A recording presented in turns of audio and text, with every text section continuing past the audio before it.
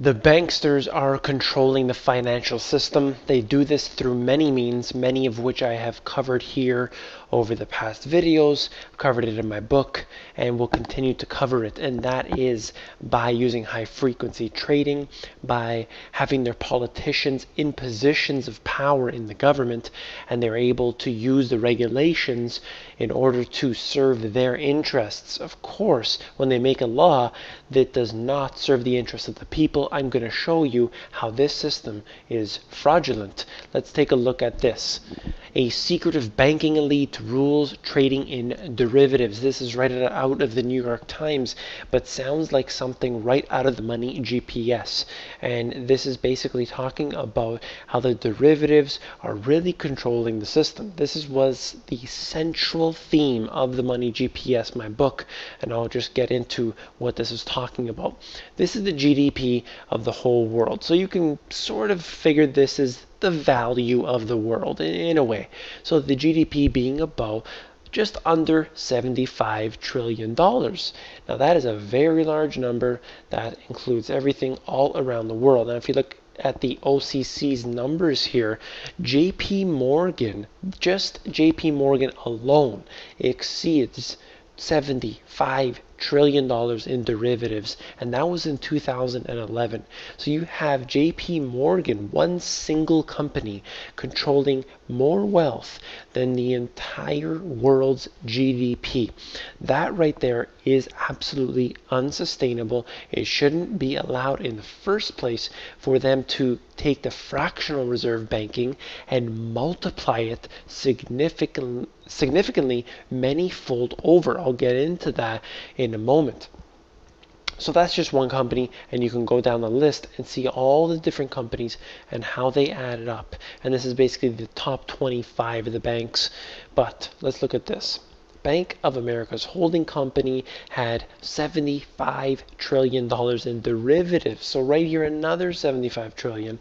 And what they want to do, and I believe that they will do this all around the world, is that they're going to take these derivatives, which are obviously too dangerous, and they're going to put them onto the back of the taxpayers. And they'll do this by doing a similar strategy. What they're suggesting here is that they change who really owns that on the back end with all their regulations, and they will be able to basically make them covered under the FDIC or similar other insurance. So that's what they're planning on doing. Of course, it would be impossible to ever pay back. But at that point, as soon as they get it under the wings of the individual taxpayer, then the banks and the government officials will have to do something.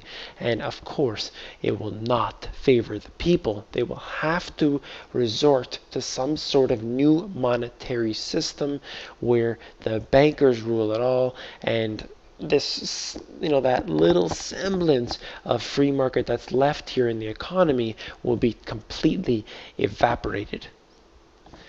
Warren Buffett warned that derivatives are financial weapons of mass destruction, and that was back in 2003, and here we are today. I've warned about that. So many others have warned about that, but the bankers, all of those in the fund companies, they refuse to talk about derivatives. They say they do not get involved in derivatives. When how can you avoid them?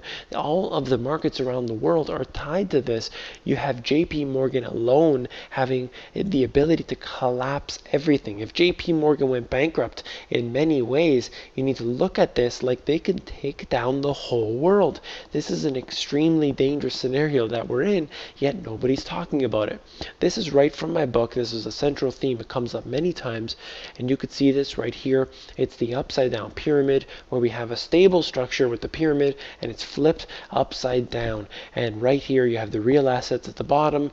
Up on top of that little tiny bit of real assets, you have the fractional reserve banking. So they were able to take your money that you deposited into the bank, which they were holding for you. They figured not everybody's taking their money out all at once, so we'll multiply it. We'll hand out more notes than we have gold in the vaults. And that's exactly what they did. And they did that tenfold and morefold, depending on the situation, depending on the country, so on and so forth. And then that wasn't enough. They wanted ever increasing profits for the banks, for the shareholders, and they created the derivatives.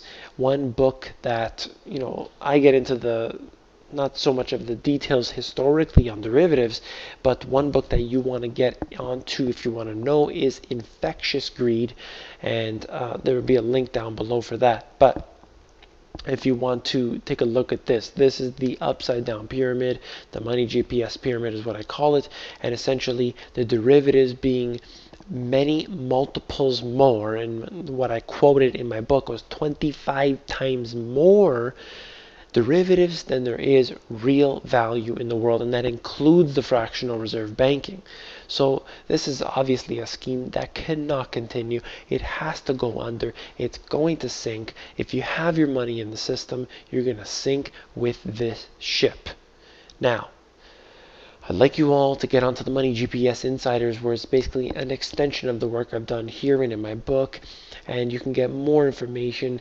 I've gotten a lot of positive reviews, and I hope you'll get on there. And also, don't forget that I do interviews occasionally. So if you go to my main channel here, just scroll down to the interviews section, and you will see interviews with David Quintieri, and I just did one with Prepper Recon, and it's about the system and how it will collapse. You can get on there and see all the other ones I have on there, and look forward to an interview with SGT Report I'll be doing soon. It will be taking place next month, so look forward to that as well. Take care.